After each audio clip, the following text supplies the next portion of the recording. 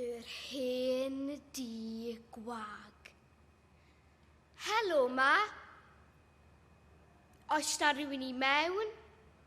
I mewn? Meddai llais o draw. A dim byd wedyn, ond sŵn y gwynt a dripian diflas y glaw. Roedd y grat yn oer yn y gegin fawr, heb lygedyn o dan a glo. Roedd y papur wal wedi rhaflo i gyd, a llwydni ar drawstiau'r to.